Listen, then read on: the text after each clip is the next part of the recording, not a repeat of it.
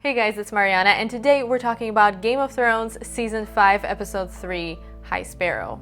So to me, this didn't really feel like the most eventful episode. I thought it was kind of transitional. There were a lot of things that kind of happened that will affect the way the show develops later on, but as far as the first 3 episodes go, I would probably say this one was my least favorite, but I still had fun watching it, and let's talk about the more important things that went down. The first scene that we saw was Arya at Braavos at the House of Black and White, and I was kind of disappointed with that storyline this episode. This was probably something I was looking forward to the most, and I do understand that they have to kind of establish what's going on there and what the mood is, but it kind of felt like nothing really happened. The gist of it is that she's kind of cleaning up, sweeping the floors, asking Jaqen when is she actually going to learn something and telling him how she's ready for all of this, and he's like, no, you're not ready. The more interesting part about Arya's storyline this episode was when she told Jaqen that she's ready to become a faceless man, she's ready to be no one, and he kind of laughed at that and said, you know, for somebody who is a no one, you do have a lot of Arya Stark things. You have her sword, you have her clothes, you have her silver, and how is it that no one has all of these Arya Stark things? And her reaction to this is to go and get rid of everything, and she tries to get rid of everything that she has that connects her to her past. So she gets rid of the clothes, she gets rid of the silver, and the last thing that she has to get rid of is her sword needle. And I was a little bit concerned there for a second because I really didn't want her to throw needle in the water and get rid of it, but of course she didn't. She hid it in the rocks, and I am really hoping that by the end of the season she'll be reunited with Needle and she'll be kicking some ass. As always, there's a lot of stuff going on in King's Landing, and the first thing that we see is Cersei on her way to Tommen's and Marjorie's wedding, and the people are yelling Marjorie, Queen Marjorie, and Cersei's just kind of like, wow, this sucks. And then we see them get married, and then we get this awkward scene of their first night together, Tommen and Marjorie. I was not prepared to see that. That was really awkward for me to watch for some reason, because all I kept thinking about is, this boy is really young, why is this on TV? It's really awkward. She's so much older than him, especially in real life. But it ended up being kind of cute. I love when Tommen says, I want to do this all day, every day, which is such a teenage boy thing to say. That was adorable. But the interesting part is that Marjorie tries to play the sincerely happy new wife, and I'm assuming she's not entirely unhappy because she finally got what she wanted.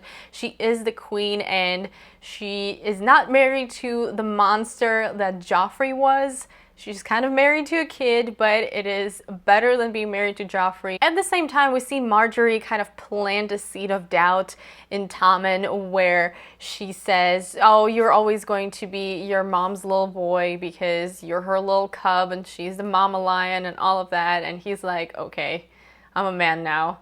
Maybe we can send this woman away. And later on we see him talking to Cersei, and he's like, so don't you miss Casterly Rock? And she's like, where's this going? I'm not going anywhere. Later, Cersei stops by where Marjorie is just having a little chat with the other ladies, and that scene was kind of awkward to watch because you can see Cersei trying to look polite and kind of respectful of Marjorie, and at one point she gets to you and you're like, is she actually sad about this? What is going on? Because Marjorie takes some terrible stabs at her with her age and how she should address her, and how, you know, if they knew that she was going to stop by, they would have gotten some wine, but it's a little too early for wine for them. So all of that stuff, and she's kind of bragging about her night with Tommen, but then when Cersei walks away, you can see how she really feels, because she looks pissed off and she's not just going to leave this alone.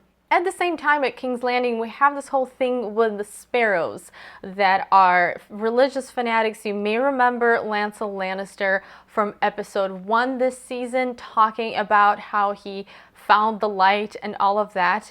And this episode, we see them kind of surprising the High Septon, who is at the brothel ready to have some fun, and they end up humiliating him, just dragging him naked on the street, beating him. And the High Septon shows up to the small council, and he talks to Cersei and the small council. He wants the High Sparrow executed because this is just unacceptable. Later in the episode, we do see Cersei going to look for the High Sparrow, and she finds him in this poor, dirty, starving neighborhood where he's feeding the poor, and he's barefoot, and he just doesn't look like somebody you would imagine with the name of the High Sparrow. But there he is, and she is there, and she says, you know, what happened to the High Septon, that was crazy, and he wants me to get you executed, but instead, I think his behavior was unacceptable, so he is now in the Red Keep dungeons, and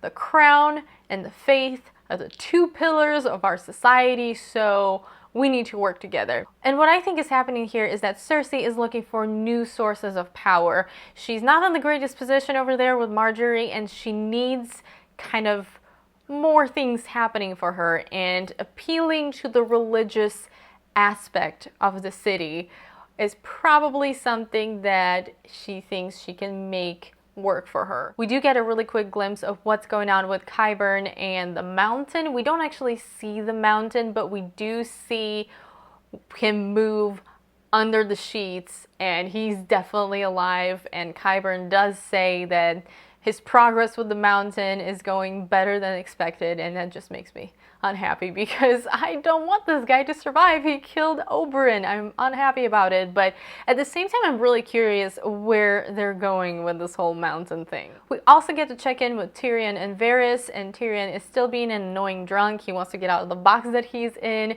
and he finally convinces Varys to let him outside, and they stop at Volantis. He gets out of the box, they end up in the brothel. Of course, where else would Tyrion go?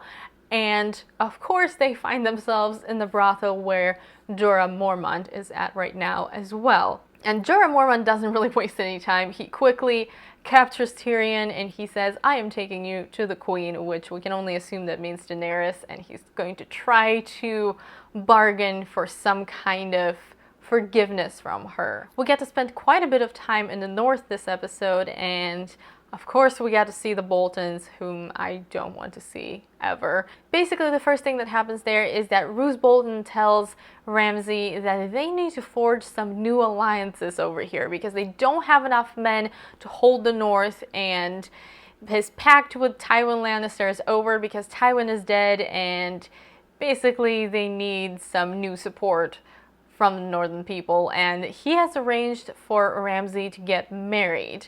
And who is he getting married to? Sansa Stark. Sansa Stark doesn't know about this, and Peter Baelish just kind of drops it on her. And at first, of course, she's very resistant. Well, first of all, she thinks she's marrying Roose Bolton, and she's like, no, I am not marrying this guy who killed my family. And Peter says, no, you're actually marrying Ramsay, which isn't much of an improvement, but yeah, that's what's happening. And she, at first, like I said, is resistant, but Peter says, you know, you have been a bystander of everything that happens ever since your father got beheaded, and it is time for you to stop being a bystander and to actually get involved, and there is no justice in this world unless we make it, so you need to go avenge your family.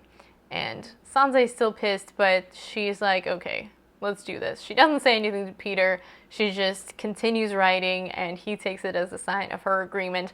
At the same time, Brienne and Pod are still following Peter and Sansa. Now, I'm not going to lie, when I saw Brienne and Pod talking again, I was like, can we stop with their conversations? I mean, they're a cute couple to watch, but 3 episodes in a row, they're just chatting and nothing works out for them. But they actually had a very moving scene this episode where we got to find out a little bit more about their backgrounds and what's going on with them. And in the end, Brienne agreed to, well, she didn't agree, she offered to train Pod in sword fighting because Pod wants to be a knight. She can't knight him because she's not a knight and she's not a lord, but she can teach him how to fight, and that might be exciting, actually. I'm a little bit more excited about the storyline now. Back to the whole Stark, Bolton, Baelish thing that is happening. They have finally arrived, and there's a really interesting moment where Sansa first meets Roose Bolton, and he kind of says hello to her, and then there's this moment of silence where they look at each other, and you can see in both of their faces that they know what's up. She knows what he did, and he knows that she knows, and they don't like each other, but then they go back to being polite, and they're like, oh, hi, nice to see you. And that just tells you how hard is everybody playing the Game of Thrones. What I'm assuming is going to happen is that Sansa is going to end up killing Ramsay or Roose, or both of them. I'm not sure. But there's also that other option because Theon is also there, and he is making a point of avoiding Sansa at all costs. He does not want her to recognize him, and he knows that he is part of the reason of why this is the way it is, because he captured Winterfell, he killed a bunch of people. Not cool. And my other theory right now is that Sansa is actually going to be a trigger for Theon to kill Ramsay. But Ramsay has to go down. I mean, come on, he has to. And I can't wait for that to happen. And it's going to be at Winterfell, and it's going to be crazy. Finally, at the Wall, we get Jon Snow, Lord Commander of the Night's Watch. I'm pretty sure he's loving it because his first scene with Stannis as Lord Commander is kind of him trying to look important. Stannis was obviously there to see if Jon wants to accept his offer about becoming a Stark and becoming the Lord of Winterfell, and Jon denies it and he says, no, I swore a vow. Stannis is like, well, you are just as stubborn and as honorable as your father, and it is not a compliment.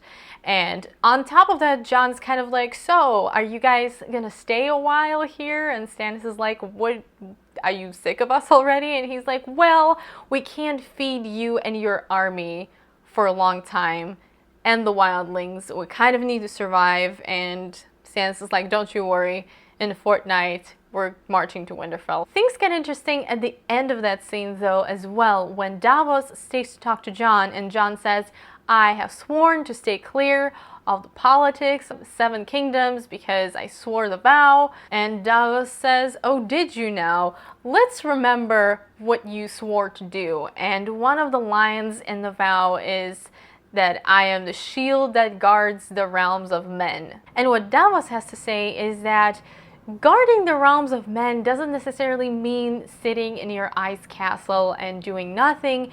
It may mean getting your hands dirty. So you wouldn't be technically breaking your vow if you actually went to help out Stannis. And it kind of seems like Jon has some stuff to think about. I don't know if he's actually going to go to Winterfell with Stannis, but it definitely looks like he's considering it. And I think it would actually be a lot of fun if he also went. There would be an epic just reunion of everybody. The thing that Davos is right about, and that's where he planted the seed of doubt within Jon Snow, is that as long as the Boltons rule the North, there will be no peace in the North and people will suffer. And that definitely spoke to Jon, and he knows that he's right, and he knows that something needs to be done, and it's going to be interesting to see that internal struggle, and I want to know where they're going to go with that, especially after what happens next, which is when Jon is kind of reassigning some jobs at the Night's Watch, and he makes Alliser Thorne the first ranger, which is kind of unexpected, but at the same time, it seems like he's made the right decision. Now, on the other hand, we have Jaina Slynt, who was kind of a friend of Alliser Thorne, but he's also the coward who was hiding during the battle at the Wall last season, and he is sent to these ruins. I don't even remember where he's sent. Not to a good place, okay? He is supposed to rebuild and do stuff there on his own. And Jaina Slynt says, no, screw you, I'm not going anywhere. Basically, he refuses to follow Jon's order, and he says, you can stick your order up your bastard ass. And that is just not nice. And Jon says, okay, take him outside, bring me my sword. At that moment, Janus expects Alistair to be on his side and to kind of stand up for him, but instead, Alistair Thorne is just like, go ahead, take this guy. I'm not getting into this.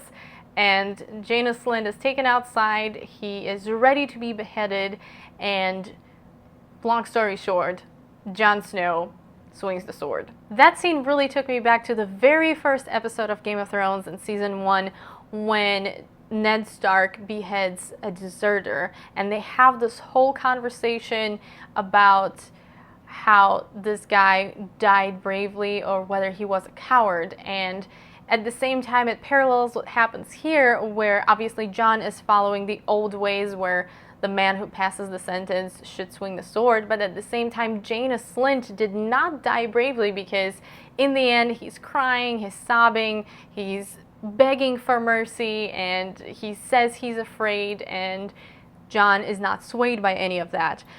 At the same time, it also rings back to last episode when Daenerys executed somebody who wanted mercy, and it is a completely different result. So it really is interesting how that scene echoes these other executions that have happened throughout the show. But I think the main takeaway from this scene is that Jon is his father's son, and he is going to step up and do some important stuff later in the season. That's it for my recap and review of this episode. Like I said, it's kind of a transitional episode, which I wasn't the biggest fan of. I have to say, my favorite part was at the wall. Literally all of the scenes at the wall, which doesn't happen very often because I'm not normally very interested in the Night's Watch or in Stannis. But compared to everything else, which was very, we will develop this later type of thing, the wall stuff actually had things happen and actually gives us an idea of where things are going after that. We did not see Melisandre throughout that whole thing, which is interesting because I feel like she should have been there, especially at the end when Jon chops off the guy's head and he looks up to Stannis, and Stannis kind of gives him a nod like, good job, I respect that. And where was she? I wonder.